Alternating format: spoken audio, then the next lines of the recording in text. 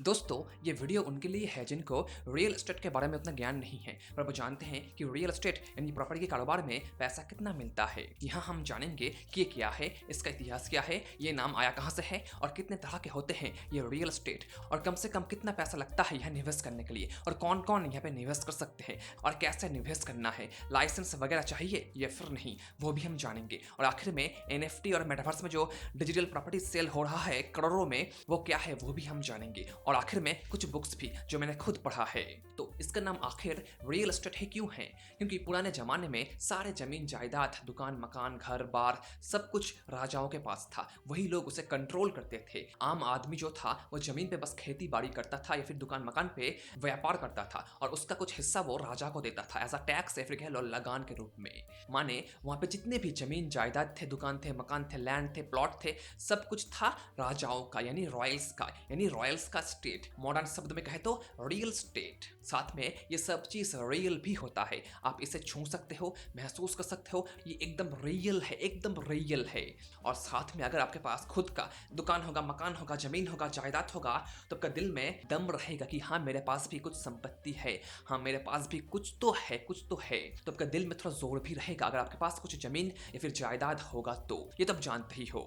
दुनिया में दो ऐसे इन्वेस्टमेंट है जिसे कोई भी ना नहीं कह सकता, एक तो है सोना और दूसरा है प्रॉपर्टी। सोना और प्रॉपर्टी दोनों एक ऐसा इन्वेस्टमेंट है जो पहले सही था, आज भी है और आगे भी रहेगा। आज से लाखों साल बाद भी ये सब रहेगा। यही दुनिया का सबसे रियल संपत्ति है, सोना या फिर कह लो प्रॉपर्टी। दुनिया में जितने भी बड़े बड़े लोग हैं, बड़े बड़े वेल्दी लोग हैं, वो सब अपने संपत्ति को इधर गोल्ड में या फिर प्रॉपर्टी में निवेश करते हैं, वहां पे छुपा के रखते हैं। गोल्ड में क्यों? क्योंकि गोल्ड एक प्रोटेक्शन होता है इन्फ्लेशन के विरुद्ध में।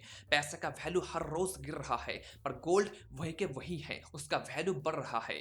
और साथ में गोल्ड इंटरनेशनल करेंसी है, दुनिया में हर एक जगह गोल्ड एक्सेप्टेड है, ना कि डॉलर, येन, रुपी, ये सब गोल्ड हर एक जगह एक्सेप्टेड है। गोल्ड यूनिवर्सल करेंसी है, इसलिए लोग गोल्ड में निवेश करते हैं खुद को बचाने के लिए, और प्रॉपर्टी में अपने सारे संपत्ति को, अपने सारे पैसे को, एक्सेस मनी को रखने के लिए। क्योंकि बैंक में सेविंग के रूप में पैसा रखना बुद्धू इंसानों का काम होता है। पैसा का वैल्यू हर साल गिर रहा है, अगर आप उसे किसी भी संपत्ति में, प्रॉपर्टी में लगाते हो तो वो हर साल आपको रिटर्न देगा।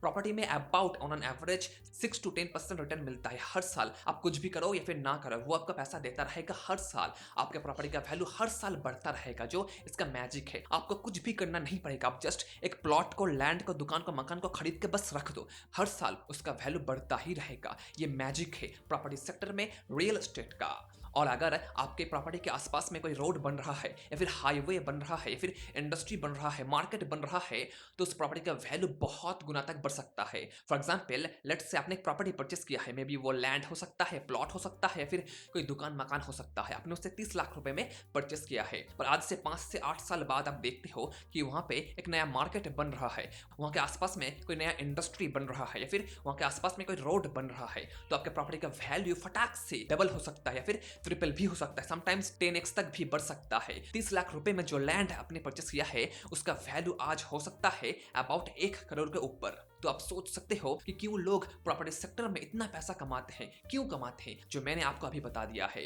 ओके, ये रियल एस्टेट बहुत तरह के होते हैं। एक होता है रेजिडेंशियल रियल एस्टेट, यानी रहने के लिए घर, मानो अपार्टमेंट्स। अपने शहर में देखा होगा कि बड़े बड़े बिल्डिंग पे बहुत सारे फैमिलीज एक साथ रहते हैं, उसे कहते हैं अपार्टमेंट्स। और आपने ये भी देखा होगा कि शहर में एक जगह पे एक सिंगल घर है जहाँ पे एक सिंगल फैमिली रहता है, उसे कहते हैं सिंगल फैमिली होम्स।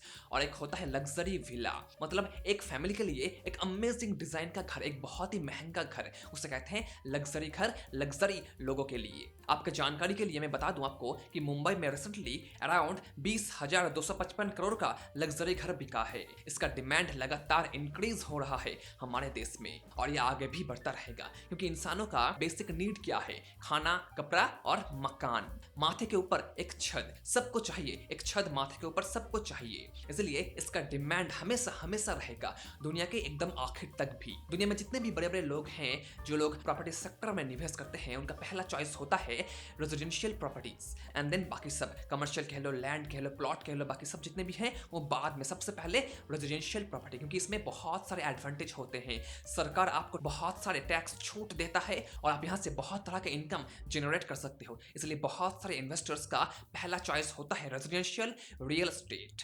पर इसका मतलब ये नहीं है कि कमर्शियल में लोग निवेश नहीं करते। कमर्शियल माने दुकान या फिर ऑफिस। आपके आसपास में जो दुकान है, छोटे मोटे दुकान है, उसे कहते हैं कमर्शियल रिटेल शॉप। जो ऑफिस है उसे कहते हैं कमर्शियल ऑफिसेस। माने जहां भी व्यापार होता है उसे कहते हैं कमर्शियल प्रॉपर्टी। फिर आता है लैंड या फिर प्लॉट। लैंड माने एग्रीकल्चर लैंड, माने जहां पे खेती बाड़ी हो रहा है, अभी हो रहा है। और प्लॉट मतलब जो जमीन खाली पड़ा है, वहां पे कोई भी खेती बाड़ी नहीं होता, कुछ भी नहीं हो रहा है, उसे कहते हैं प्लॉट। लैंड को प्लॉट बनाने के लिए आपको सरकार से परमिशन लेना होगा, नहीं तो आप वहां पे बिल्डिंग डेवलप कर नहीं पाओगे। फिर आता है इंडस्ट्रियल रियल एस्टेट, माने बड़े बड़े वेयर हाउसेस। अमेजोन का जो वेयर हाउस होता है जहाँ पे प्रोडक्ट्स को रखा जाता है, फिर मैनेजमेंट किया जाता है, उसे कहते हैं वेयर हाउस इंडस्ट्रियल प्रॉपर्टी। तो ये सारे मेन कैटेगरी है रियल एस्टेट में। इसके अंदर भी बहुत सारे सब कैटेगरीज भी हैं, पर जो भी प्रॉपर्टी है दुनिया भर में, वो सब इनमें से एक में फिट जरूर होगा। देश में और दो चीज बहुत पॉपुलर हो रहा है, और वो है रेट और दूसरा है फ्रैक्शनल ओनरशिप। रिट माने रियल एस्टेट इन्वेस्टमेंट ट्रस्ट। एक शेयर है जो शेयर बाजार में ट्रेड होता है as a normal share.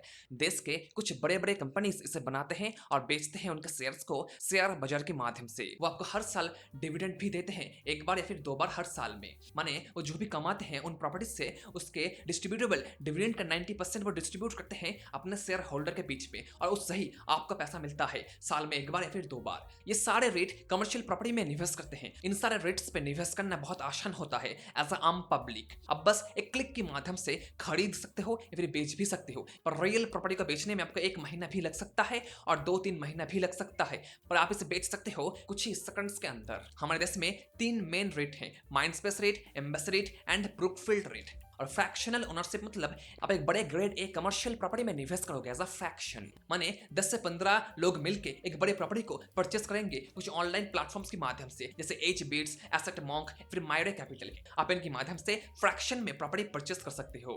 Fractional ownership एक रियल प्रॉपर्टी है, आप एक रियल प्रॉपर्टी परचेस कर रहे हो, और रियल प्रॉपर्टी में जो भी होता है यहाँ भी सेम चीज होता है।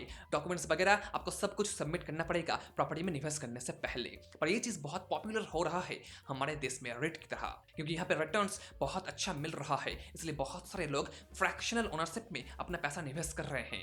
आपको जो भी पसंद आता है आप उस पे ही निवेश करो। याद रखना, कोई भी इन्वेस्टमेंट बुरा नहीं होता। बुरा तो वो इन्वेस्टर होता है जिसे पता नहीं होता कि वो क्या कर रहा है। अगर आपको पता होगा कि आप क्या करने जा रहे हो तो कहीं से भी प्रॉफिट कमा पाओगे। तो इन्वेस्टमेंट बुरा नहीं होता, बुरा होता है वो इन्वेस्टर, वो इंसान। अच्छा, अब बात करते हैं डिजिटल रियल एस्टेट के बारे में जो मेटावर्स में है, या फिर कह लो NFT का प्रॉपर्टी।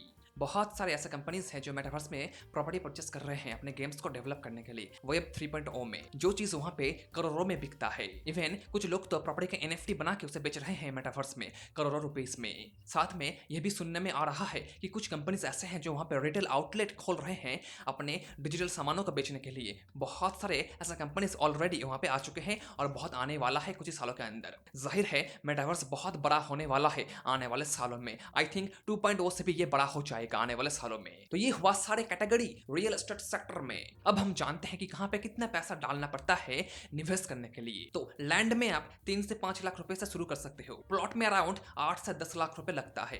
रेजिडेंशियल में अबाउट 30 लाख रुपए से आप निवेश कर सकते हो, सिंगल फैमिली होम्स में हो या फिर अपार्टमेंट्स में हो। और लग्जरी विलास अराउंड 5 से 10 करोड़ के भीतर आता है नॉर्मली। कमर्शियल रिटेल में अबाउट 10 से 20 लाख रुपए मिनिमम लगता है, अबाउट 100 से 200 स्क्वायर फीट के अंदर आपको मिल सकता है। और बड़े बड़े ऑफिस में about 50 lakh say about 100 lakh के अंदर आपको मिल जाएगा। और इंडस्ट्रियल में अबाउट 50 करोड़ से 100 करोड़ के भीतर, फिर उससे भी ज्यादा। रेट में आप 10,000 रुपए से शुरू कर सकते हो। पर फ्रैक्शनल ओनरशिप में अबाउट 25 लाख रुपए लगेगा कमर्शियल प्रॉपर्टीज में, और रेजिडेंशियल में अबाउट 10 लाख रुपए से आप शुरू कर सकते हो। और मेटावर्स में NFT में करोड़ों रुपीस लगता है मिनिमम। ये सारे दाम समय के साथ साथ बदलेगा, ये फाइनल दाम नहीं है। ओके, ये बदलेगा जरूर आने वाले समय पे। अच्छा, अब बात करते हैं कि कैसे निवेश करना है, और फिर मैं आपको बताऊंगा मेरी फेवरेट 4 प्रॉपर्टी बुक्स। और आखिर में हम जानेंगे कि लाइसेंस लेना है या फिर नहीं, तो कैसे निवेश करना है। देखो, यहाँ पे आपके पास बहुत सारे रास्ते हैं। आप खुद के पैसे से निवेश कर सकते हो, बैंक से लोन उठा सकते हो, और अपने दोस्तों के साथ मिलकर भी निवेश कर सकते हो। अगर आपके पास पैसा बहुत कम है तो लेट्स से एक 20 लाख का प्रॉपर्टी है, 4 दोस्त मिलकर आप उसे परचेस कर रहे हो 5-5 लाख रुपए देके, और फिर कुछ महीने बाद आप उसे बेच दोगे अबाउट लेट्स से 25 लाख रुपए में, तो अब सबका फायदा हो जाएगा 1 लाख रुपए। इसे कहते हैं प्रॉपर्टी को फ्लिप करना, फ्लिपिंग व्यापार इसे कहते हैं। और एक होता है डेवलपमेंट व्यापार। व्यापार, मतलब आप खुद बिल्डिंग बनाओगे और फिर उसे बेचोगे, प्रॉफिट कमाओगे। इसे कहते हैं डेवलपमेंट बिजनेस या फिर कह लो बिल्डर का बिजनेस। पैसा सबसे ज्यादा यहाँ पे ही मिलता है और रिस्क भी यहाँ बहुत सारा होता है। और पॉलिटिक्स हमारे देश में वो तो है ही, वो आपको रोकेंगे और पैसे की मांग करेंगे। आपको इन सबको हैंडल करना होगा, तभी आप एक अच्छा डेवलपर बन पाओगे। और एक होता है रेंटल प्रॉपर्टी इन्वेस्टमेंट, मतलब आप प्रॉपर्टी खरीद रहे हो पर आप उसे बेचोगे नहीं, आप उसे भाड़े पे चढ़ा दोगे और वहां से हर महीने कमाई करोगे। इसे कहते हैं रेंटल प्रॉपर्टी इन्वेस्टमेंट। आप एजेंट बन के भी पैसा कमा सकते हो इस सेक्टर में। माने आप किसी दूसरे इंसान का प्रॉपर्टी बेचोगे और आपको उसमें से कुछ कमीशन मिलेगा, अराउंड 1 to 2%। उदाहरण के रूप में अपने 1 करोड़ का एक प्रॉपर्टी बेचा है तो आपको वहां पे कमीशन मिलेगा अराउंड 1 से 2 लाख रुपए। अगर आप महीने में 4 से 5 प्रॉपर्टी बेच पाते हो तो आपको मिल सकता है अराउंड 6 से 10 लाख के भीतर। एज अ बिगिनर आप शायद 4 से 5 प्रॉपर्टी बेच नहीं पाओगे हर महीने, पर कुछ लोग ऐसे होते हैं जो हर महीने 10 से 20 प्रॉपर्टी भी बेच देते हैं और पैसा उन्हें बहुत अच्छा खासा मिलता है। तो आप सोच सकते हो कि पैसा यहाँ पे कितना मिलता है, चाहे आप एजेंट बनो, डेवलपर बनो या फिर इन्वेस्टर बनो, पैसा यहाँ पे बहुत सारा मिलता है अगर आप इस खेल को अच्छे से खेल पाते हो तो। अगर हम बात करें लाइसेंस की तो लाइसेंस आपको लेना ही होगा, चाहे आप एजेंट हो, इन्वेस्टर हो या फिर डेवलपर हो, लाइसेंस आपको लेना ही होगा। रेरा का ये सख्त रूल है जहां पे आपको कुछ फीस भी देना होता है अराउंड 25,000 रुपए से अराउंड 2.5 लाख रुपए के अंदर, जो हर एक राज्य में वैरी करता है। आप चेक कर लेना कि आपके राज्य में वो फी कितना है। अच्छा, अब बात करते हैं बुक्स के बारे में बिगिनर्स के लिए। सबसे पहले आप पढ़ो the Millionaire real estate investor, ये बेस्ट बुक है एज अ बिगिनर। उसके बाद आप पढ़ो ABC ऑफ रियल एस्टेट, ये आपको सिखाएगा कि डिमांड एंड सप्लाई कैसे काम करता है, कैसे पूरा इंडस्ट्री काम करता है, ये बुक आपको सिखा देगा। उसके बाद आप पढ़ो real book of real estate, इस बुक को लिखा है रॉबर्ट कियोसाकी ने। और आखिर में आप पढ़ो फ्लिप बुक को। अगर आप एक प्रॉपर्टी को खरीदना चाहते हो और कुछ महीने बाद बेचना चाहते हो और प्रॉफिट कमाना चाहते हो तो ये बुक आपको बहुत काम आएगा। पर ये सारे बुक्स हिंदी में अवेलेबल नहीं है, आपको इंग्लिश में ही पढ़ना होगा। सारे बुक्स आपको मिल जाएगा अमेजोन पे अराउंड 1,000 रुपए से लेके 1,500 रुपए के अंदर। मैं लिंक नीचे डिस्क्रिप्शन बॉक्स में दे दूंगा, आप वहां से परचेस कर सकते हो। पर मैंने इनके ऊपर एक डिटेल समरी बना के रखा है हिंदी में, अब अभी के लिए वो देख सकते हो, मैं लिंक नीचे डिस्क्रिप्शन बॉक्स में दे दूंगा। तो ये हुआ कंप्लीट ओवरव्यू प्रॉपर्टी सेक्टर के ऊपर, रियल एस्टेट मार्केट के ऊपर। अगर आपको अभी भी कोई सवाल है तो प्लीज नीचे कमेंट करना, मुझे बताना, मैं कोशिश करूंगा आंसर देने का। ये वीडियो इंफॉर्मेटिव लगा तो लाइक करना, शेयर करना एंड सब्सक्राइब कर लेना। मिलते हैं अगले वीडियो में दोस्तों, take care and be safe. Thank you.